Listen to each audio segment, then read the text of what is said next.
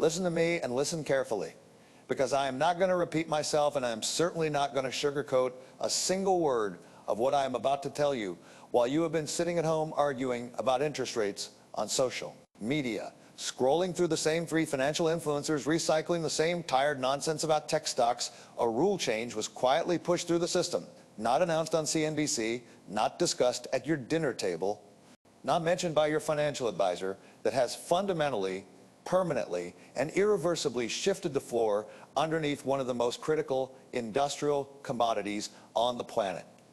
Silver, not gold. Silver, and the setup that this rule change has created, when you combine it with 50 years of ratio data, a 6-year running global deficit, and China locking its export doors, is the kind of setup that only appears a handful of times in an investor's entire lifetime.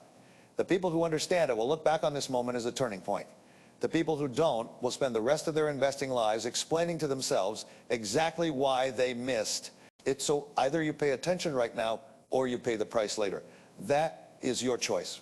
Now, before I go any further, if you are watching this channel for the first time, I want you to hit that subscribe button right now, not because I am asking politely, I am not a polite man, but because what I hand out on this channel for free would cost you tens of thousands of dollars a year in private institutional advisory fees.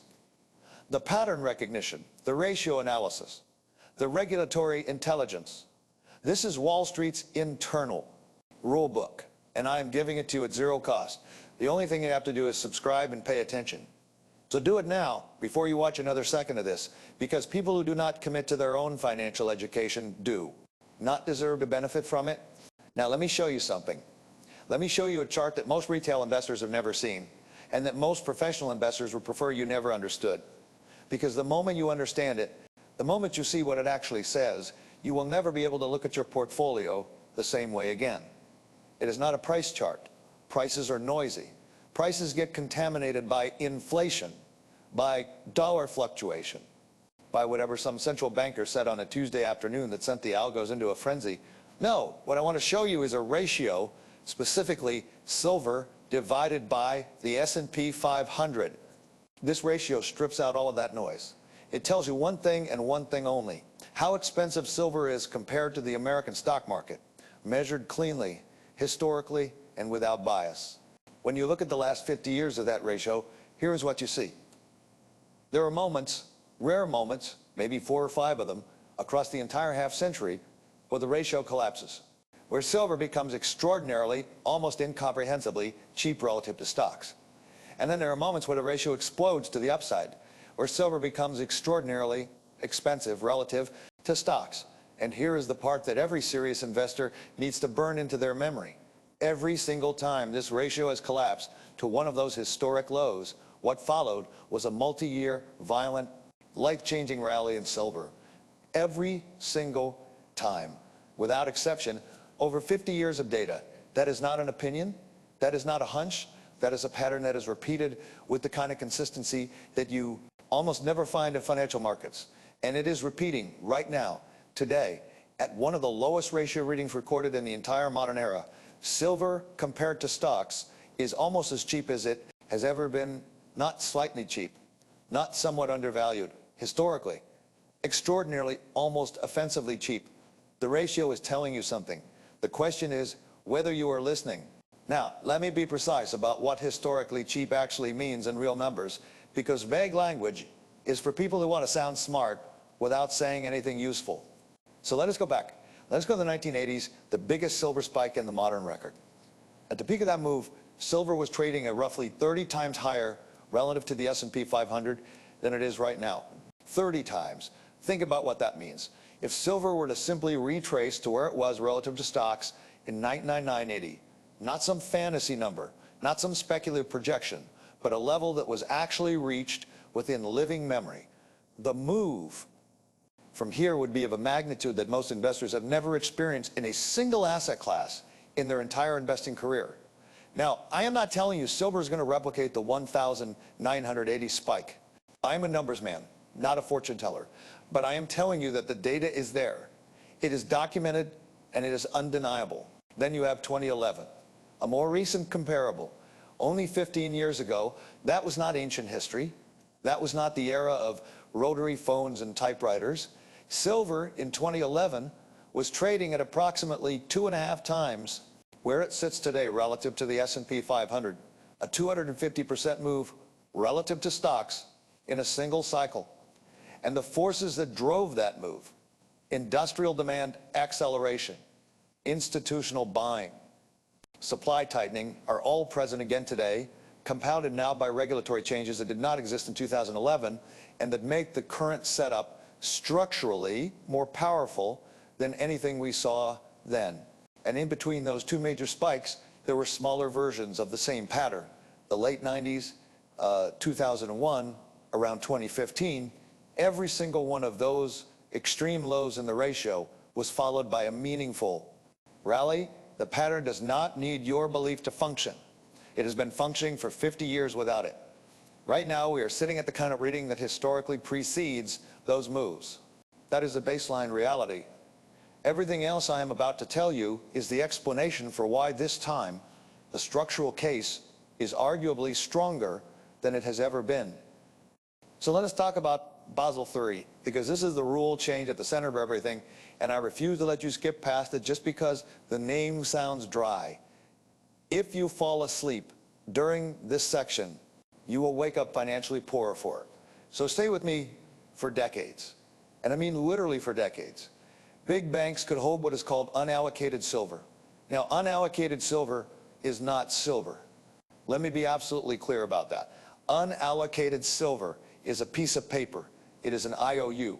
It is a bank telling you we have silver without having a specific bar in a specific vault with a specific serial number with your name on it. It is a promise.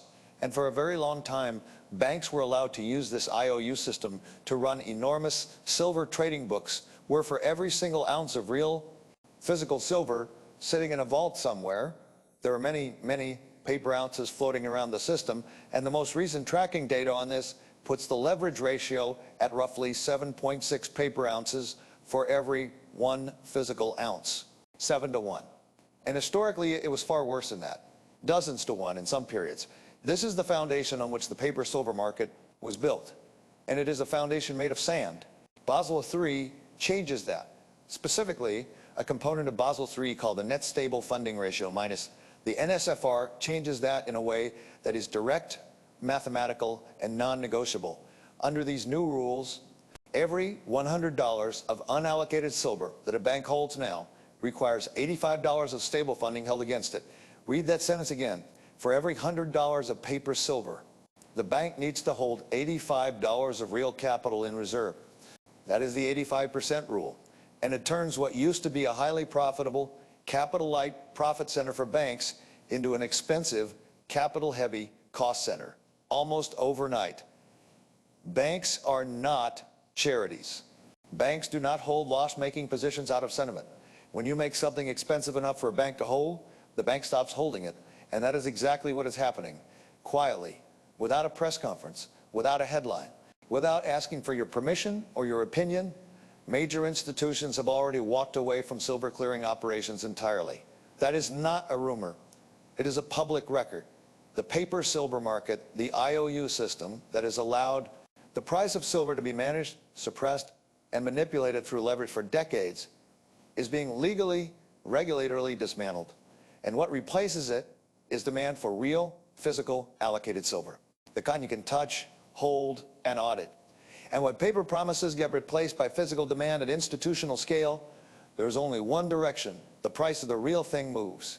You already know which direction that is. Now, if Basel III is the structural change happening inside Western financial institutions, what China just did is the external supply shock that hits the same pressure point from the opposite direction. And together, these two forces are compressing the global silver market from both sides simultaneously. Here is what China did. As of the beginning of this year, China replaced its 25-year-old silver export system, a relatively open framework that had been in place since the late 90s, with a tight, centralized licensing machine. Only a small number of government-approved firms can now export silver out of China. That is it. The door is not wide open anymore. It is cracked. and the crack is controlled. Now, you might think, fine, China exports some silver. This is manageable. No, it is not manageable. And here is why. Chinese refiners handle an estimated 60 to 70% of the world's refined silver exports.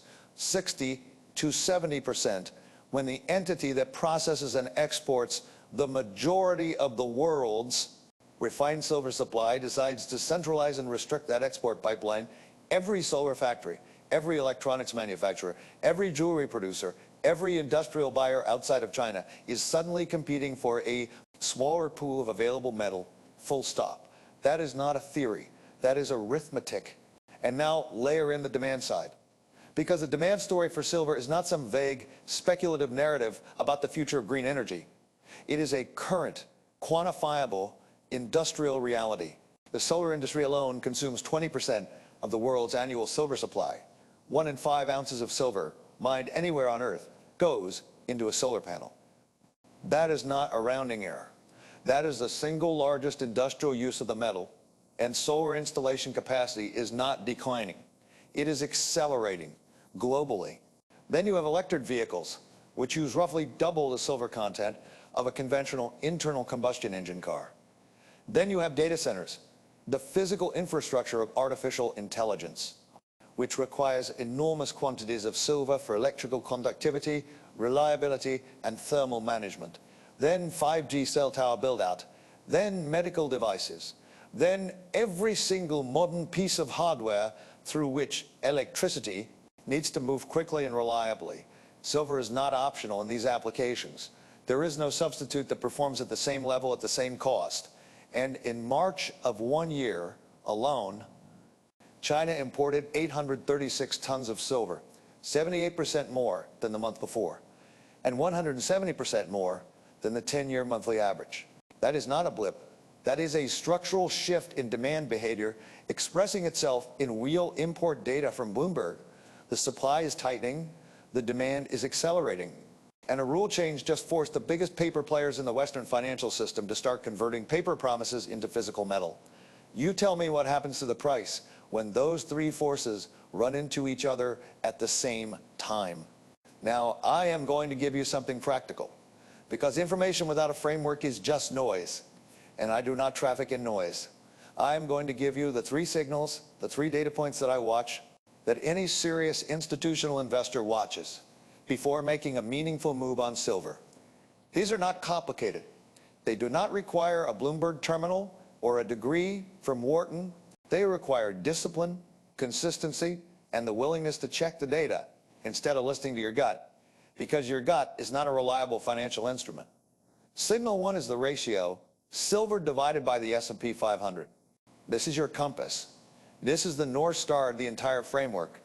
When the ratio is at or near historic lows, as it is right now, the risk-reward of owning silver exposure is historically at its most favorable.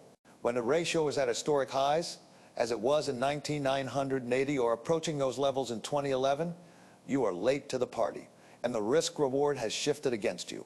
The question you ask every single time is simple. Where is the ratio right now relative to the last 50 years of data? That is it. One question, one compass. You can check it, you can track it, and it has been one of the most reliable contrarian signals. In commodity markets for half a century, signal 2 is the supply and demand balance. Specifically, the global silver deficit is published annually by the Silver Institute in their World Silver Survey. This is not an opinion piece.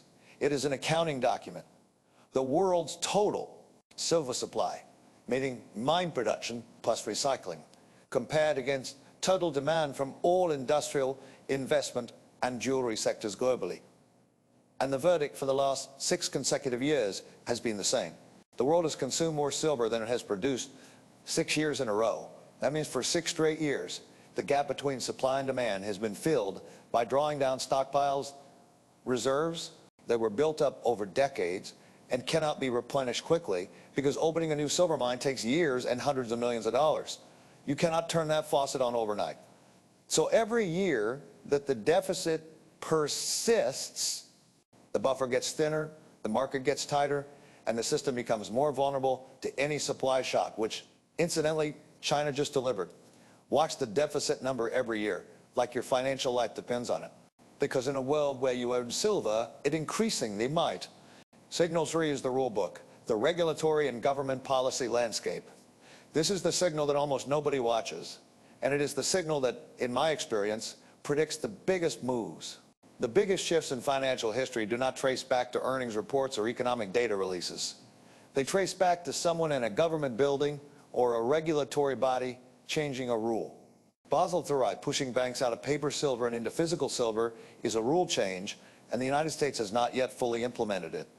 Implementation is coming in the next year to 2 years, which means the most liquid, most capitalized financial market in the world has not yet fully absorbed the capital cost implications of this regulation. That impact is still ahead of us, not behind us. Additionally, the United States government has officially designated silver as a critical mineral. That is a rule change. That designation triggers procurement priorities, strategic reserve considerations, and industrial policy decisions that flow through the system for years. When you see these two forces, Basel III, the implementation and critical mineral designation hitting simultaneously in an environment where the ratio is at historic lows and the market has been in deficit for 6 years, you are not looking at one bullish factor. You are looking at a convergence of 3 independent, data-driven signals, all pointing in the same direction at the same time. That does not happen often, but it is happening right now.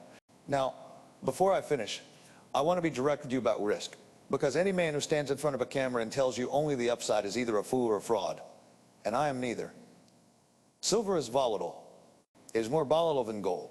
It is more volatile than a broad stock index. It can move 10% in a single week or in a single day for reasons that have nothing to do with fundamentals and everything to do with the mechanics of futures markets and institutional positioning.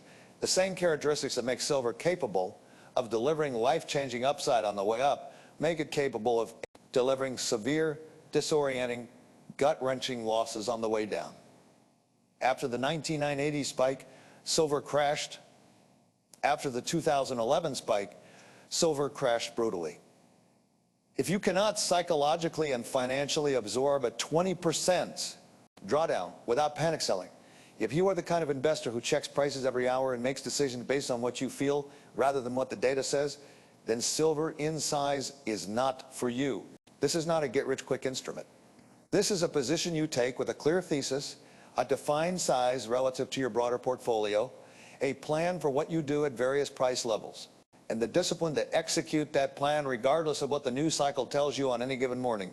Understand what you own, size it appropriately, hold it with conviction, and for the love of everything rational, talk to a qualified financial professional before you make any significant allocation decision. I give you the rule book. The decision is always and only yours. Here is where we land. You came into this video not knowing about Basel III. You came in not knowing that Chinese refiners control 60 to 70% of global refined silver exports. You came in not knowing about the 6-year global deficit or the 20% of annual supply consumed by solar alone. You did not know the ratio was at one of its lowest levels in 50 years. Now you know all of it. The only question is what you do with it. And this is the moment where most people do nothing, because doing nothing feels safe. I want to tell you clearly, doing nothing is a decision. Ignoring a rule change that is already in motion is a decision. Staying uninformed when the information is in front of you is a decision. And decisions have consequences whether you made them consciously or not. The move I described is not guaranteed. Nothing in markets is guaranteed. But the setup is real. The data is documented. And the forces converging right now are not going away because you chose not to look at them. If you want to go deeper, if you want to sit with me and learn exactly how to read these patterns in real time, how to build a framework that works not just for silver but across every major asset class, then join me for the live training. The link is in the description. The seat is free. The decision to show up is yours. You either use the rule book or you get used by the people who do.